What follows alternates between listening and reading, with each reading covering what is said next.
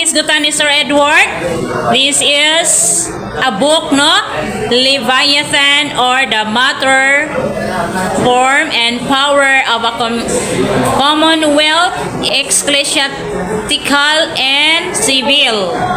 So, paminaw na to. Sa libulong The Leviathan, kinumpare ni Thomas Hobbes ang leader na dapat mamuno sa isang society, sa isang Leviathan o sea monster na dapat katakutan. Diba? So, as a leader ko, no, dapat katakutan. Bakit kailangan dapat katakutan ang leader? Katakutan. Saan ng katakutan? Kahadlukan. Kailangan mahadlok ang mga member sa iyahang leader. Why? Aron siya sundon, hatagan o respect kay mahadlok man. Siya as a leader, gamiton yun mo yung pagka-leader. Kuan jud ka. Firm gyud ka sa imong mga desisyon. Nya dili ka magpadala sa imong mga members unsa toy ilahang mga kuan-kuan sa imuha. Naadyo kay imuhang desisyon, no? Isad maghadlok-hadlok sa mga members. Ikagoy leader, so ikay matuman, ikaw mooy isog. So isog ba inyong leader diri? Isog. Mogawas ginang pagkaisog labi na dili mo tumano ang mga members. Natural ra gina, no? Natural gina. Oh, act as a leader, you must be brave. Yes. Kailangan magkaroon ng order. At mangyayari yung order, okay, kung ang leader na mamumuno ay somehow na stricto or authoritarian para mapasunod niya yung kanyang mga nasasakupan. So, kailangan stricto para mapasunod ang mga nasasakupan. Kaya og linyan tra kay kang pagka-leader, abusaran ka sa imong mga members. Now, the second philosopher is John Locke. Just like Thomas Hobbes, John Locke is also an English philosopher. So, ano naman yung pananaw ni John Locke when it comes to social conduct? Okay, who is this philosopher? Isa ni siya? John Locke. So, English gyapon siya, no? Kagaya kanina ni Thomas Hobbes. So, for him, he believed that persons in their natural states are more cooperative and reasonable, and that society is formed through the consent of the individuals that organize it. Dito papasok lang yung tawag nating consent of the governed. So, para okay, rin na po diri, ang isgutan na po ni John Locke is about the members, no?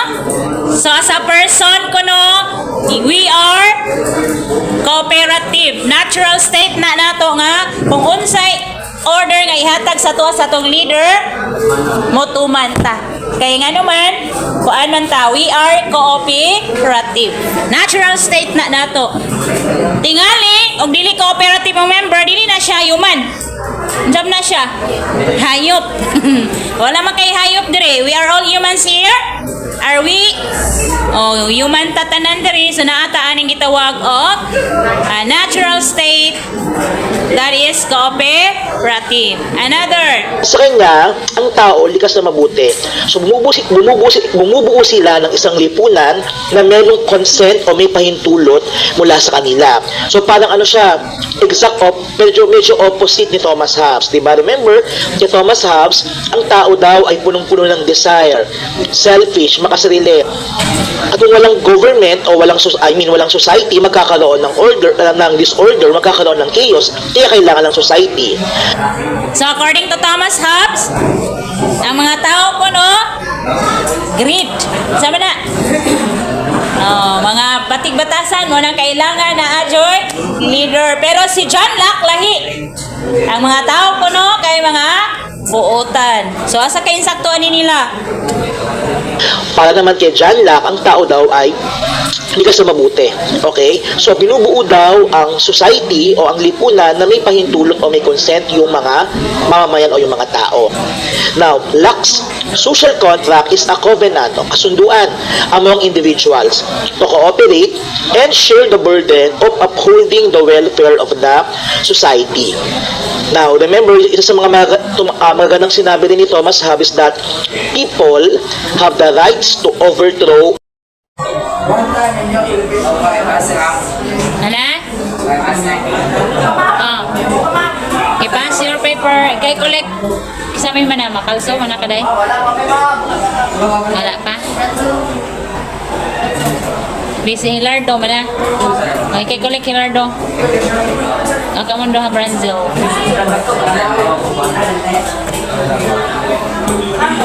So ipasa lang, ihatod lang na ninyo sa table ha. Okay.